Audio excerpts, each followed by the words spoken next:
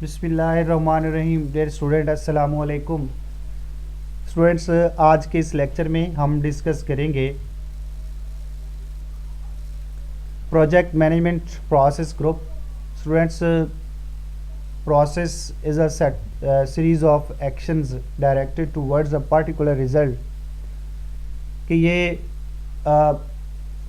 Actions हैं, ये activities के एक सीरीज़ है जो किसी ख़ास रिज़ल्ट्स की तरफ परफॉर्म की जाती है।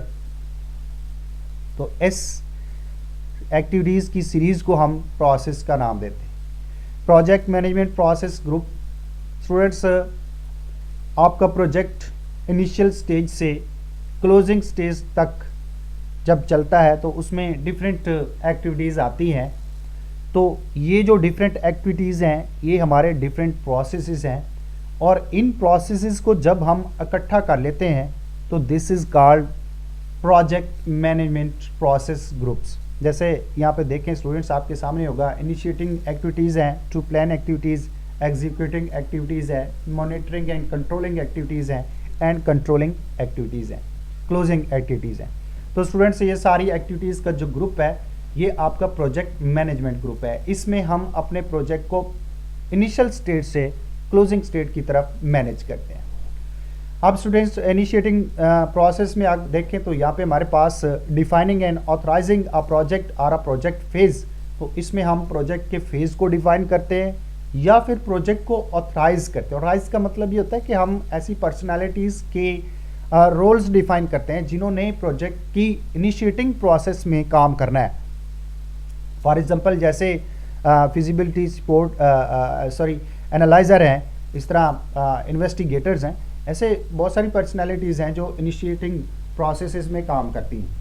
तो ये चीज़ें जो है वो आपकी यहाँ इन प्रोसेसेस के अंदर, इन एक्टिविटीज़ के अंदर आपकी परफॉर्म की जाती हैं।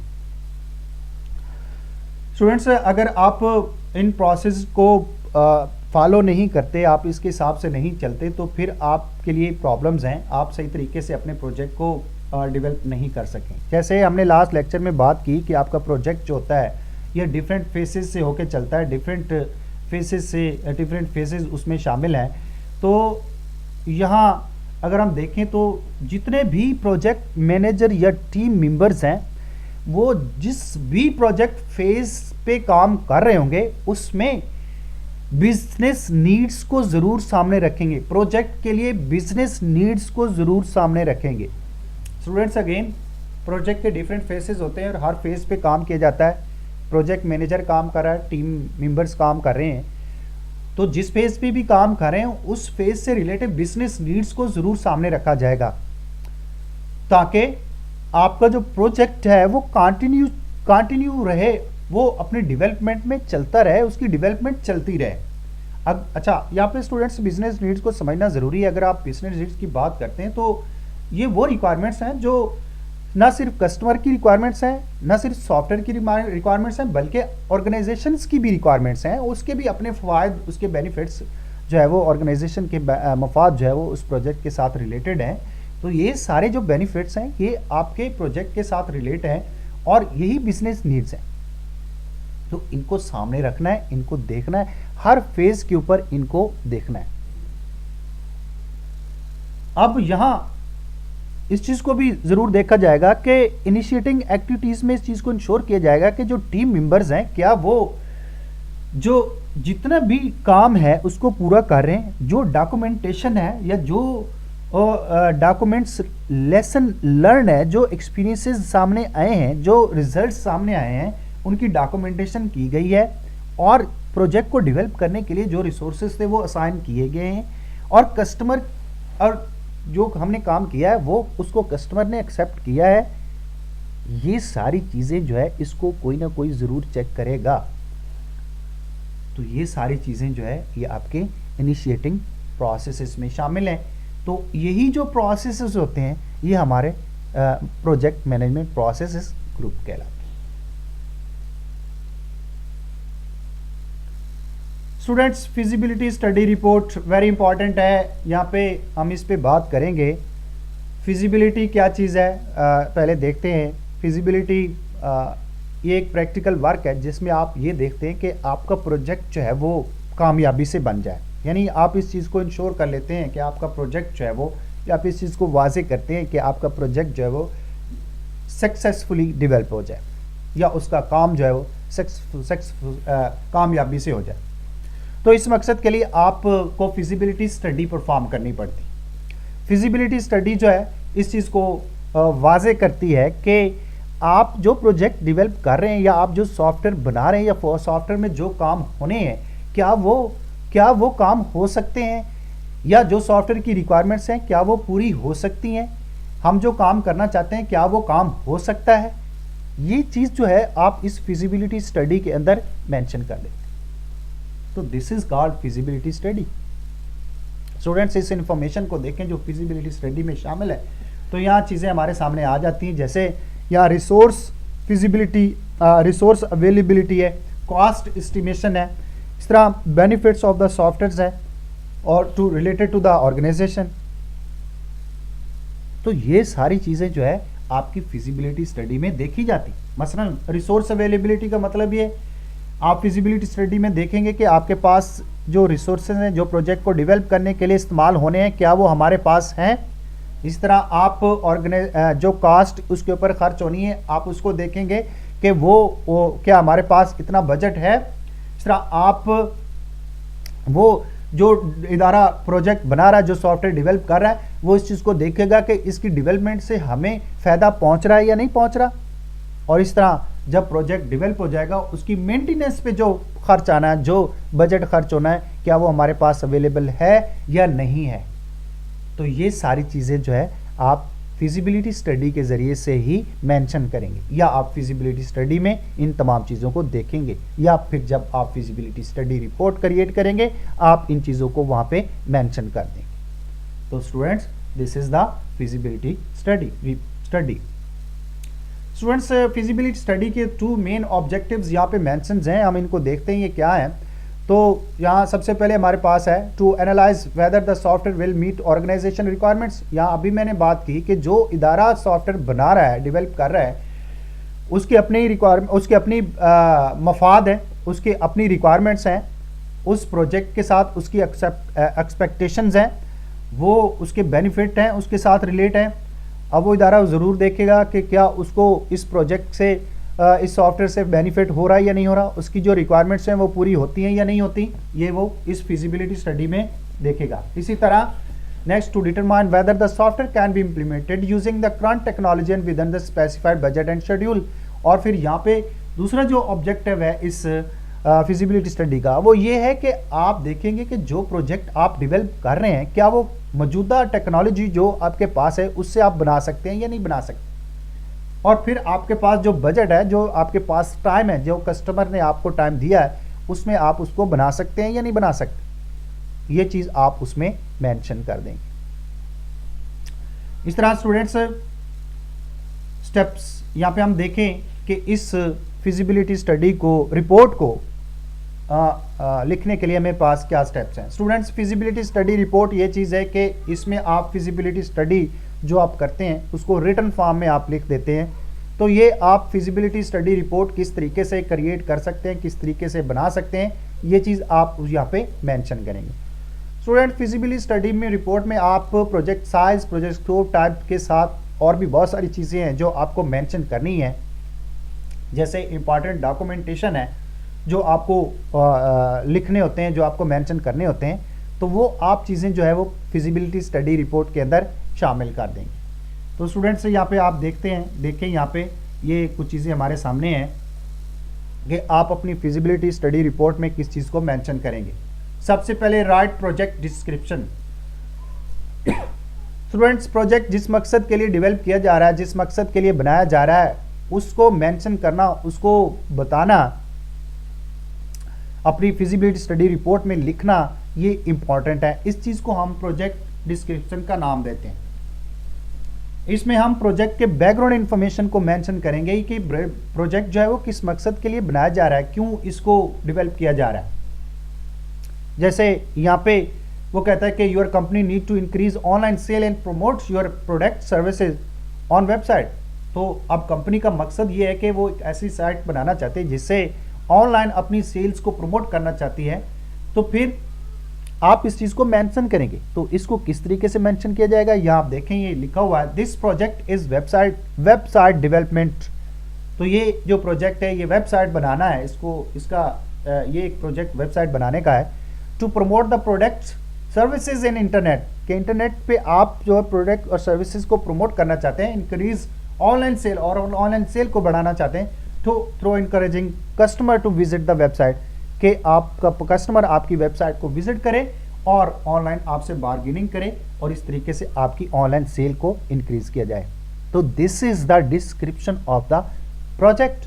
तो आप फिजिबिलिटी स्टडी में इस प्रोजेक्ट डिस्क्रिप्शन को भी मेंशन करेंगे, लाजमी करेंगे। नेक्स्ट स्टूडेंट्स हमारे पास और जो चीज़ है वो है प्रोजेक्ट पॉसिबल सॉल्यूशंस हैं। स्टूडेंट्स किसी भी मसले को हल करने के लिए बहुत सारी सॉल्यूशंस होती हैं, आप उन सॉल्यूशंस पे उनको गौर करना है, उनको देखना है और अपनी फिजिबिलिटी स्टडी में उनको शामिल करना है। इस तरह जैसे यहाँ पे ऑनलाइन सेल का काम है और इसके लिए प्रोजेक्ट डेवलप किया जा रहा है, तो उसकी जो आप उसकी जो सॉल्यूशंस हैं इस मसले को हल करने के लिए, इस तरह का जो प्रोजेक्ट डेवलप करना है उसके लिए जो आपके पास सॉल्यूशंस हैं वो भी आप अपनी इस फिजिबिलिटी स्टडी में उनको मेंशंस करेंगे। तो इसके लिए स्टूडेंट्स आप फिजिबिलिटी स्टडी जब आप लिख रहे हैं तो उसमें आप इस चीज़ को मेंशन कर देंगे कि आप देखेंगे कि आपके पास क्या सॉल्यूशंस हैं, पॉसिबल सॉल्यूशंस क्या हैं, उनको आपने डिस्क्राइब करना है और उनको एनालाइज भी करना है। स्टूडेंट्स आपने उनको देखना भी है कि हमारे पास जो सॉल्यूशंस हैं, बहुत सारी सॉल्यूशंस होगी, लेकिन पॉसिबल सॉल्यूशन का मतलब ये है कि कौन सी जो सॉल्यूशंस हैं जो इस प्रोजेक्ट को डेवलप करने के लिए हमारे पास जो हल है वो कौन कौन से, जिसको हम काबिल अमल कर सकते हैं, जिस पे हम काम कर सकते हैं, जो काबिल अमल हो सकती है, वो सॉल्यूशंस आपने यहाँ पे मेंशन करनी है। तो यहाँ पे इस फिजिबिलिटी स्टडी में आप पॉसिबल सॉल्यूशंस को भी यहाँ पे मेंशन करेंगे। जैसे यहाँ स्टूडेंट्स देखें कि इसका उन्होंने मेंशन किया है कि this project can be undertaken by the implementation of the two possible solutions, कि ये जो प्रोजेक्ट है यहाँ पे दो पॉसिबल सॉल्यूशन उन्होंने मेंशन किए, ऑनलाइन शॉप्स के जरिए से या कॉर्पोरेट वेबसाइट के जरिए से। तो दो तरीके से आपका ये जो ऑनलाइन सेल इंक्रीजमेंट का प्रोजेक्ट है इसको पॉसिबल किया जा सकता है। ये दो सॉल्यूशन उन्होंने मेंशन किए हैं, ऑनलाइन शॉप और कॉर्पोरेट वेबसाइट के जरिए से।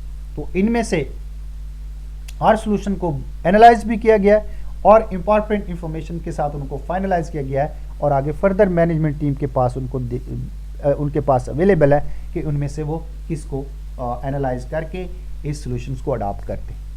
तो आपको फिजिबिलिटी स्टडी के अंदर जो पॉसिबल सॉल्यूशंस होंगी वो आपको मेंशन करनी पड़ेंगी, वो सॉल्यूशन जो काबिल अमल हो सकती हैं या जिनको आप अडॉप्ट करके अपने प्रोजेक्ट को डेवलप कर सकते हैं। स्टूडेंट्स नेक्स्ट हमारे पास propose the most feasible solution. Students यहां आपने नेक्स्ट, अब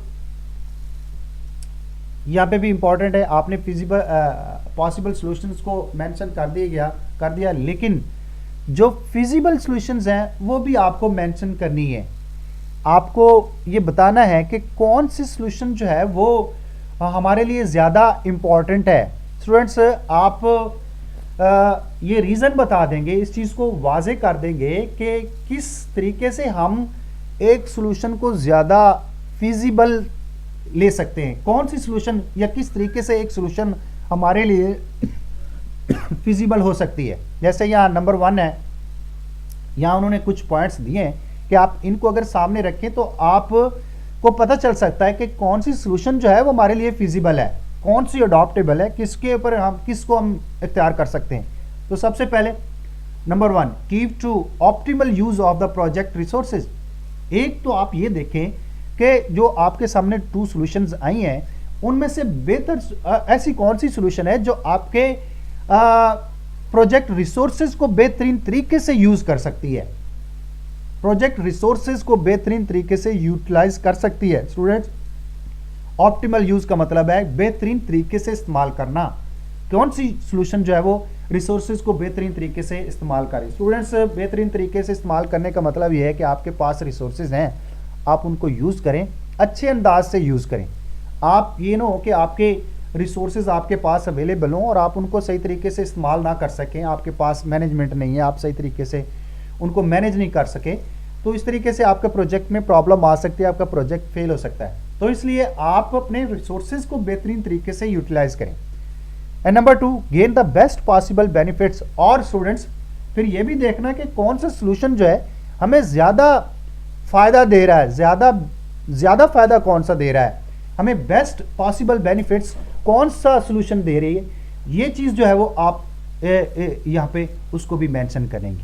तो स्टूडेंट्स फिजिबल सोल्यूशन का मतलब ये है कि आपने जो पीछे 2 सॉल्यूशंस दी हैं अपनी फिजिबल स्टडी में, उनको यहाँ पे फिर आपने ये भी बताना है कि कौन सा सोल्यूशन हमें किस तरीके से बेहतर फ़ायदा दे सकता है और किस तरीके से हमारे रिसोर्सेज को बेहतरीन तरीके से इस्तेमाल कर सकता है। ये भी आप अपनी रिपोर्ट में इस चीज़ को भी मेंशन ज़रूर करेंगे। स्टूडेंट्स जब आप ये चीज़ें मेंशन कर देंगे, फाइनल स्टेप पे आपको कंक्लूजन लिखना पड़ेगा, आपको रिपोर्ट के एंड पे आपको मेंशन करना पड़ेगा, या दूसरे लफ्ज़ों में आप कह लें कि आपको अपने प्रोजेक्ट को समराइज़ करना पड़ेगा, उसके एम्स को समराइज़ करना पड़ेगा, और उसकी जो सॉल्यूशंस हैं, जो आपने मोस्ट फिजिबल सॉल्यूशंस मेंशन की है, वो आपको मेंशन करनी पड़ेगी। तो ये चीज़ जो है वो स्टूडेंट्स यहाँ पे आपके सामने है। जैसे यहाँ आप देखें फॉर एग्जांपल वो कहता है कि आप जैसे ये ऑनलाइन सेल इंक्रीजिंग का प्रोजेक्ट है, उसमें आप बात करते हैं को इसमें ये हमारे सामने कि इसका आप कंक्लूजन लिखेंगे तो ये आपके सामने है। This project is purpose this project's purpose is to develop a sophisticated and original design of the website that will contribute to online sale increasing, attract the target customers attention and be cost effective। तो students यहाँ पे इस project का मकसद बयान कर दिया गया है कि ये किस लिए बनाया गया है। ये इसलिए बनाया गया है कि ऑनलाइन जो है वो इंक्रीज़ किया जाए और कस्टमर की अटेंशन को अट्रैक्ट किया जाए, और ऑनलाइन और कॉस्ट बेनिफिट है। कॉस्ट बेनिफिट का मतलब कॉस्ट इफेक्टिव का मतलब ये है कि कंपनी के लिए फ़ायदा रहे। The most feasible solution for the project has been chosen and approved and now is ready to further elaborate. तो स्टूडेंट्स यहाँ पे ये भी मेंशन कर दिया गया कि उस जो 2 पॉसिबल सॉल्यूशंस हमने ली थी उसमें से जो मोस्ट फिजिबल सॉल्यूशन है उसको अडॉप्ट कर लिया गया और उसको अप्रूव्ड भी कर दिया गया। तो this is the conclusion. Students यह हमारे पास एक टेम्पलेट है, एक फॉर्मेट है फिजिबिलिटी स्टडी का। हम इसको देखते हैं कि ये क्या चीज़ है। स्टूडेंट्स यहाँ पे एक एग्जिस्टिंग सिस्टम है, उसको ओवरव्यू। एक यूनिवर्सिटी है जो अपने ऑनलाइन एजुकेशन सिस्टम को बेहतर करना चाहती है और उसमें वो एग्जामिनेशन और स्टूडेंट्स की असाइनमेंट्स को मैनेज करना चाहती है। तो उसके हवाले से यहाँ पे फिजिबिलिटी स्टडी रिपोर्ट है, इसको आप देखें। जैसे यहाँ पे वो कहता है कि university model system consist of some of the use cases that are implemented in the online education system, कि यहाँ पे कुछ यूज़ केसेस हैं जिनको मेंशन किया गया है। स्टूडेंट्स यूज़ केसेस ये होता है कि आपका एक्टर है वो आपका वो पर्सनैलिटी है जो आपके सिस्टम के साथ कम्युनिकेशन कर रही है, और यूज़ केसेस वो एक्शंस हैं जो उस एक्टर ने परफॉर्म करने। तो इनको यहाँ पे मेंशन किया गया है और इनमें एग्जामिनेशन और असाइनमेंट का काम यहाँ पे लगा। स्टूडेंट यहाँ पे देखिए इसकी मेन टेक्नोलॉजीज़ यहाँ पे मेंशन की हुई हैं। ये हमारी फिजिबिलिटी स्टडी है। जैसे हमने शुरू में भी बात की थी कि हम फिजिबिलिटी स्टडी में टेक्नोलॉजी को भी मेंशन करेंगे, तो यहाँ टेक्नोलॉजी को मेंशन किया गया है कि इसमें जो टेक्नोलॉजीज़ यूज़ होनी है वो आपकी वेब प्रोग्रामिंग टेक्नोलॉजीज़ है, जिसमें जावा स्क्रिप्ट है, जावा सर्वर पेजेस है, इस तरह HTML CSS वगैरह है, इस तरह MySQL है, और इस तरह डायग्राम्स के लिए उन्होंने विजियो वगैरह या एन क्लासेस ड्रा, इस तरह के टेक्नोलॉजीज़ को मेंशन किया हुआ है। तो आप टेक्नोलॉजीज़ को भी यहाँ पे यकीनी तौर पे मेंशन किया हुआ है और करेंगे। इस तरह यहाँ स्कोप को देखें कि प्रोजेक्ट का स्कोप को भी मेंशन किया हुआ है। तो उसमें मेन एक्टर्स जो हैं वो यहाँ पे मेंशन किए। मैंने अभी बात की कि एक्टर्स जो है वो पर्सनैलिटीज़ हैं जिन्होंने आपके प्रोजेक्ट के साथ कम्युनिकेशन करनी है, आपके सॉफ्टवेयर के साथ कम्युनिकेशन करनी है, वेबसाइट के साथ कम्युनिकेशन करनी है। तो जैसे यहाँ पे लेक्चरर है, इस तरह टीचिंग असिस्टेंट्स हैं, स्टूडेंट्स हैं, एडमिनिस्ट्रेटिव स्टाफ है, ये सारे के सारे जो है वो पर्सनैलिटीज़ हैं, इन्होंने प्रोजेक्ट के साथ कम्युनिकेशन करनी है। इस तरह मेन यूज़ केसेस एसोसिएटेड। अब यूज केसेस स्टूडेंट्स ये वही एक्शंस हैं जो इन एक्टर्स ने परफॉर्म करने हैं। फॉर एग्जांपल अगर हम लेक्चरर और टीचिंग स्टाफ को देखें तो ये कौन से काम कर सकते हैं, जैसे सबमिट न्यू क्वेश्चंस, इस तरह क्रिएट पेपर्स और schedules and online quizzes, schedules homework assignments, view results, grade the submissions, grade file submissions, so on. ऐसे बहुत सारे टास्क हैं जो इन्होंने परफॉर्म। इस तरह स्टूडेंट्स हैं, स्टूडेंट ये भी एक एक्टर है और इसके यूज़ केस क्या, इसके एक्शंस क्या हो सकते हैं, इसके काम क्या हो सकते हैं। तो do an online quiz, submit assignment files, view grade and performance standard statistical details. तो ये सारी चीज़ें जो है वो यहाँ पे वो काम करेगा। इस तरह एडमिनिस्ट्रेटिव स्टाफ जैसे व्यू स्टैटिस्टिकल रिजल्ट्स हैं, तो ये सारे उसके काम हैं जो उन्होंने करने हैं। तो ये एक्टर्स हैं और उनके यूज़ केसेस हैं। स्टूडेंट्स आगे डिलीवरेबल्स, ये हमारी कंक्लूजन है। कंक्लूजन में हम इस चीज़ को मेंशन कर रहे हैं कि यहाँ पे हम हमारा ये प्रोजेक्ट क्या है और इसमें क्या हो रहा है। अब वेब बेस्ड सॉफ्टवेयर है जी, सिस्टम है। दिस कंटेन्स सेंट्रल डेटाबेस, इसमें एक सेंट्रल डेटाबेस है एंड फंक्शनैलिटीज़ है फॉर वेरियस स्टेक होल्डर्स। बहुत सारे स्टेक होल्डर्स इसके साथ काम कर रहे हैं, जैसे आपके असिस्टेंट हैं, लेक्चरर हैं, स्टूडेंट हैं, स्टाफ है, एडमिनिस्ट्रेटिव स्टाफ है। तो ये सारे स्टेक होल्डर्स हैं जो इसके साथ काम कर रहे हैं। तो इन चीज़ों को यहाँ पे मेंशन किया होगा और यहाँ पे भी बताया गया कि इसके GUI भी इस चीज़ को यूज़र को डिटेल्स प्रोवाइड करें। तो स्टूडेंट्स ये हमारे सामने फिजिबिलिटी स्टडी है। इस फिजिबिलिटी स्टडी के ज़रिए से ही यहाँ पे मेंशन कर दिया गया है कि किस तरीके से आपका ये फिजिबिलिटी स्टडी को आप क्रिएट कर सकते हैं। स्टूडेंट्स इस लेक्चर से रिलेटेड अगर आपको कोई क्वेश्चन हो तो मुझे क्लासरूम में आप पुट कीजिएगा, मैं आपके आंसर का क्वेश्चन का आंसर दूंगा। तब तक के लिए अल्लाह हाफ़िज़।